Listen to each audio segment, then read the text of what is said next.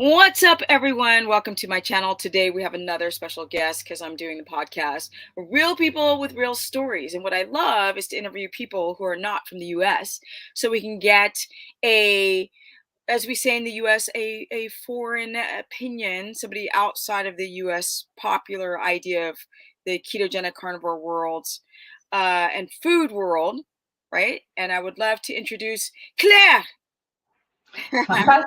Thank you so much for having me, Stephanie. You're so welcome. Welcome to my channel. And she just got done interviewing me for my channel. So, what is your social media? So I'm basically on YouTube and it's called Beyond the Scale Through Healing. It's just about speaking about diet and lifestyle to improve our health. Okay, well, we're going to go into her background of sort of her journey with Claire's journey. She had an eating disorder, but I'm going to let you say it in your own words and like what led you to completely, like insanely changing your life. And once you did figure it out, tell us all the benefits of what's happened to you. So go for it. So basically, I was struggling with an eating disorder, like very severe anorexia, and about that for my entire life. And I have been in the wrong path. When I was 33, I died for 6 minutes because I was so underweight and malnourished. I finally died. I was totally depressed, anxious. I am 5.8 feet tall and I was weighing only 72 pounds, which is 32 kilos. And so I was in the wheelchair. I was tube fed. I was bald. I lost all my hair. I lost my period, of course. I lost everything, and I was in a very, very deep depressive state. So there was no future for me. But then at this point, I was vegan, and so this is so crazy. But as I always say, I don't. The veganism was just nourishing my anorexia. So I used veganism not to eat. It was my excuse not to eat. And so I was eating, at some point, I was eating only 100 calories a day. And I did this for 6 months in a row. It was totally crazy. And since I can remember, I have been fearing the fat. So up to my 37 years old, I didn't eat any fat, zero fat. And you can't imagine how depressed I was. It was just insane. My brain was not fueled. And I'm quite smart. I have a tons of degree. I'm really educated, but without the fat, I was not about to think on my own. And I got at one point where I got so desperate. I just decided one day to another to try a very ketogenic way of eating a carnivore diet. So I start reintroducing a lot of fatty meat, How long ago tons was and this? tons. Like, can you give us a timeline so we can kind of understand? I started keto carnivore on July 23rd, 2021. And So then it was the vegan timeline as well, so we can make that comparison.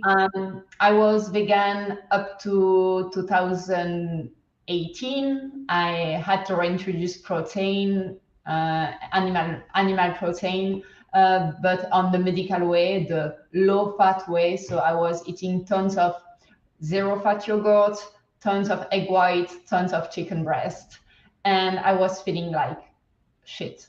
When I decided to go to carnivore, I don't count these because I started on April 2021, but using only carnivore food, but doing a rabbit starvation because I was not implementing the fat. So I started my real carnivore journey when I started eating tons and tons of fat. And my body was asking for tons and tons of fat. I went from not eating any fat to eat 6 sticks of butter a day because I was craving the fat.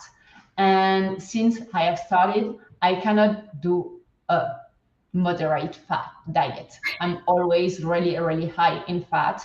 And I gain weight really fast, really, really fast. I gained more than 20 pounds in 3 months but now still eating tons and tons of fat. Now I'm not 60 of butter a day, but I'm I think most of my day I'm not below 300 grams of fat, and I'm not gaining weight anymore. I'm like stable, and my body is still requiring all these fats. It's so cool because you gained a bunch of weight because people don't understand you were underweight, broken I was metabolism, severely underweight. body starving. Like there's fat soluble vitamins in the fat. There's vitamin D, E, A, K. There's conjugate linoleic acid, ALAs, omega 3s. There's all these nutrients. There's so much love in the fat. So your body was just like, more, more. Exactly. My body was asking for more and more and more, and he was not needing all this other crap from outside. And in the past, I've been doing so many mistakes. I made so many mistakes. When I was doing a low fat diet, I was taking tons of sweeteners, tons of stuff like this. I just removed every single thing, just giving the proper nutrition to my body. Tons of fatty meat, tons of fat. And I was able to heal so much. I stopped being on psychiatric medication after 3 months because Wow. I didn't have anxiety anymore. Mm. Um, Everything I've done was with the supervision of medical team. So don't just eat the fat and stop your medicines. You have to be like followed by professional when you're doing this. But yes, I've done this. She's I think saying my to be that underweight, you don't have to have a medical team if you're not that much underweight, but you were weighing 70 pounds at 5'8". She was in a wheelchair. So people like this is not you. This is there are people like you out there, but this is the extreme of yeah. being underweight and malnourished. So that's why you're So saying you need yeah, to you cannot do anything on your own. But even if you're on psychiatrist medication, try to keep your psychiatrist with you while you're tapering bring down. them. So she's talking about SSRIs, you guys, any antidepressant medication. You can't just change it overnight because you can lose it. And I've said this to people as well. You have to go very slowly off this stuff because it's so addictive. Yeah. So yeah, I regulate my mood. I don't have anxiety anymore. Sometimes life is harder some days than others, and I just rely on fat, and it's more than enough. I regulated my sleep. Eating fat, you can sleep. While you're not eating fat, you cannot sleep. So I needed this. I regulated my hormones. I have my period back. I Wow. have a normal cycle. Yeah, this is totally crazy. And How old are you so now, Claire? I will turn 40 in December. Yeah. And you look good. You look young. You look healthy. Oh yeah, but if you check my picture when like 5 years ago, you will say, "Oh, you look like 80 years old." Yeah, that's why I want you guys to go check out. I'm sure you have some before and after pictures, right, on your social Yeah. media.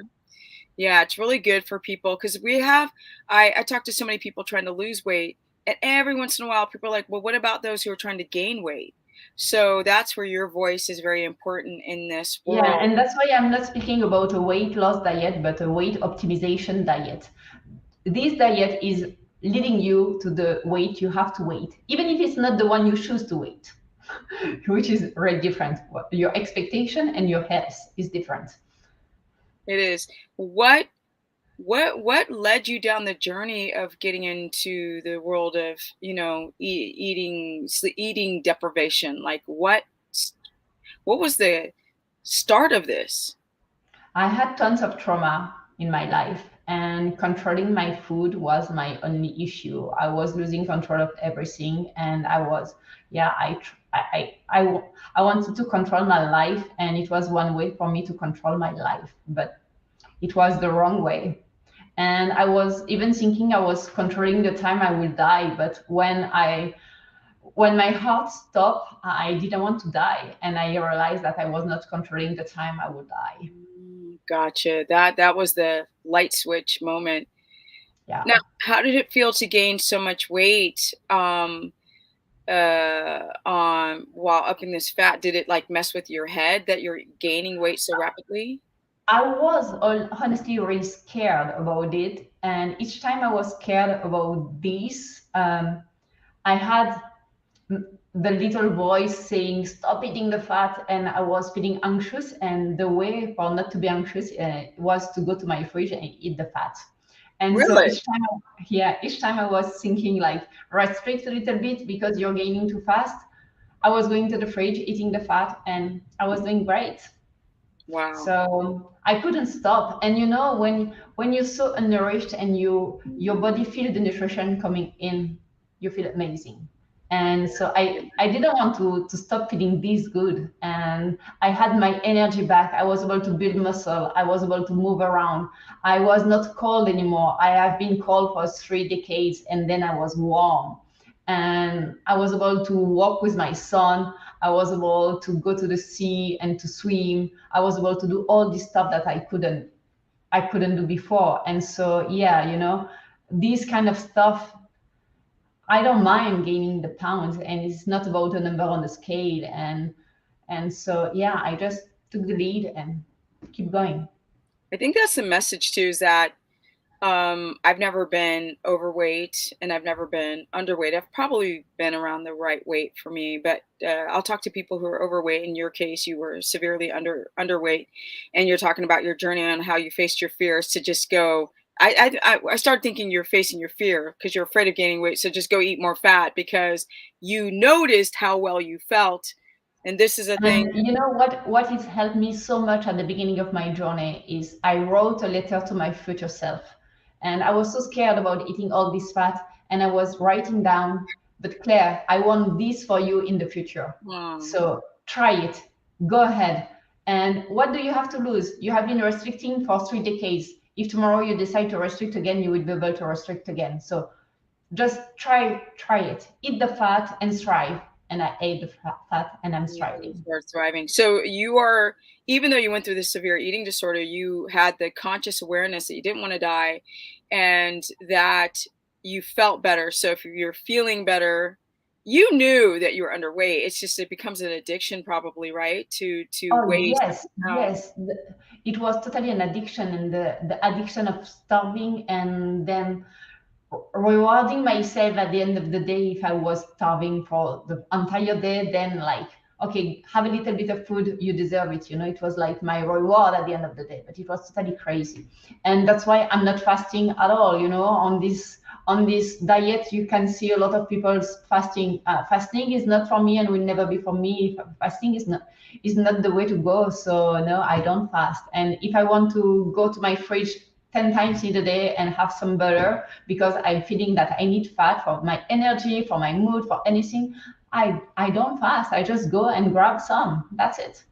That's it. I think a lot of people need to understand this, that we define our body in such an exterior, like on everything on the outside, and people almost never talk about how they feel. Most people have chronic fatigue, or they can't sleep well, or they're bloated, or they're having allergy symptoms, and these things are all internal awful feelings, but on the outside they're just focusing on how skinny they can look or how thin they can look for people who are overweight. I mean, that's not your case. You're extremely underweight, but people who are X amount of pounds overweight and they obsess over losing weight. I ate almost 400 grams of fat when I first started, and I didn't gain much. I gained maybe 3, 4 kilos, or some around 7 pounds. I didn't gain a lot of weight. Um, but it was just, I obviously, my body needed it too because I couldn't stop. I mean, it was divine.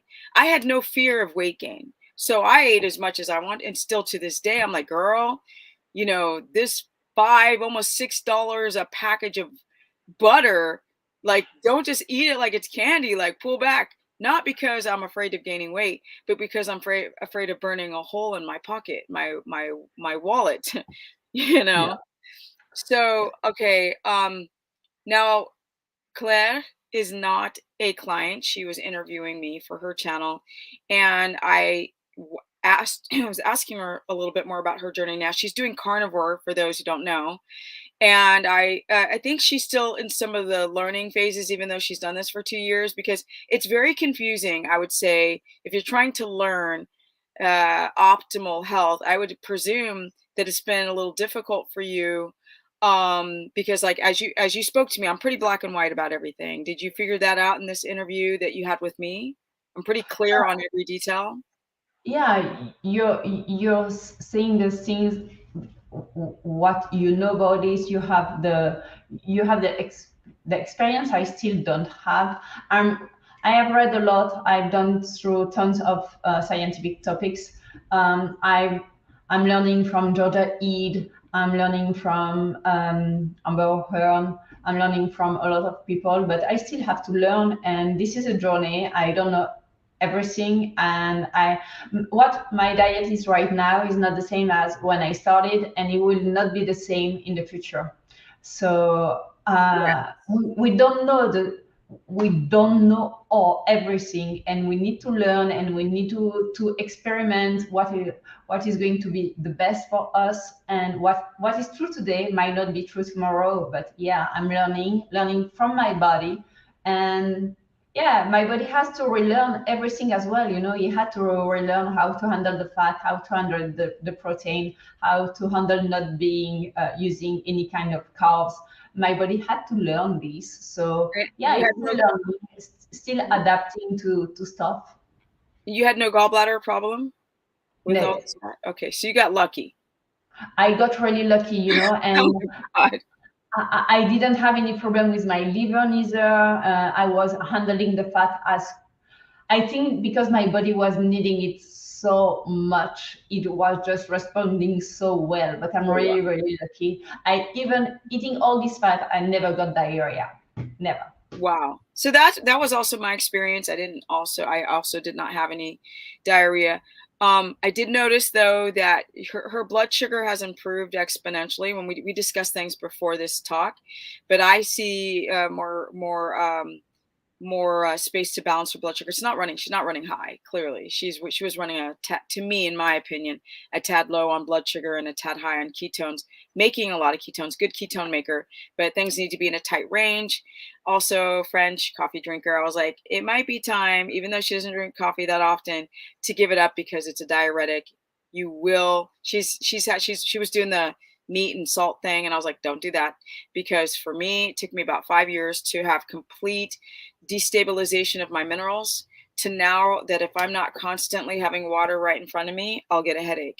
And I used to be a camel. I used to call myself, people used to call me the camel when I would skateboard, because this is in the carb days when I could go hours and hours and hours not drinking a drop of water and feeling fine. When you're doing any type of low carb diet, you lose fluid so easily. So your electrolytes must be balanced. And contrary to what some of these carnivores say, that you think, I have my water all the time. good. Yeah, thank you. That's good. But contrary to a lot of carnivore gurus saying that you can just get away with meat and salt, that is a damaging heart down the road if you plan to do it forever. It's just a waiting problem to happen with not balancing your electrolytes and then losing water, because in nature we wouldn't be chronically, and she's doing high fat. No, this is a high fat. So she said she was open to avocados. I wish I had the clap sound in the background going on. Um, but anyway, besides that, and that everything's an ever growing progress of learning, so am I. I think your journey is absolutely fantastic. What happens when you run up against vegan people? Do you have conversations with people like, maybe that's not a good idea, or do you just stay quiet? I share my experience, and it was difficult for me to switch to go back to meat, But I had the most motivation ever, when in the hospital they asked me to reintroduce animal food, and I was not really ready for this. I was saying to my son, "I'm sorry, I'm eating the chicken," and my son told me, and he was really young, and he told me, Mom, I prefer the chicken to be dead than you to be dead. So I say, okay, let's go with the meat. And my son is really heavy meat based, and he's enjoying this, So It's so freaking awesome. You're such an inspiration for people. It doesn't matter what your circumstances, to go from being so underweight and dying and having your heart stop to being like really healthy and strong. I mean, your interview with me was asking about talking about the importance of exercise. Think about being in a wheelchair because your body's so undernourished, and now you're like, hey, Steph, is it important to work out?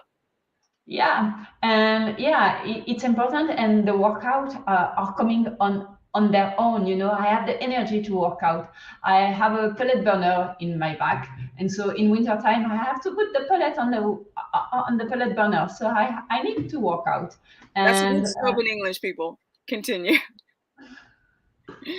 yeah, and so yeah, I have the energy, so I'm walking my dog, I'm doing stuff all the time because I have the energy, and I didn't have the energy in the past, and now I have the energy, I'm using the energy, and I don't like laying down on the sofa. I'm never on my sofa. My TV is even not connected, so yeah, that's life.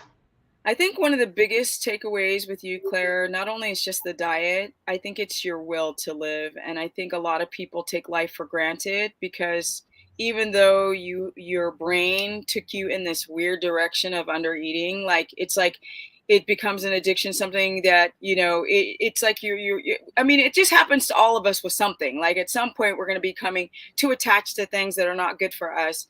Um, but when you understand the idea of like, well, I want to live, and you have a son, I think one of the most powerful reasons why you've done so well on this diet is because of your positive attitude. Can you speak on that?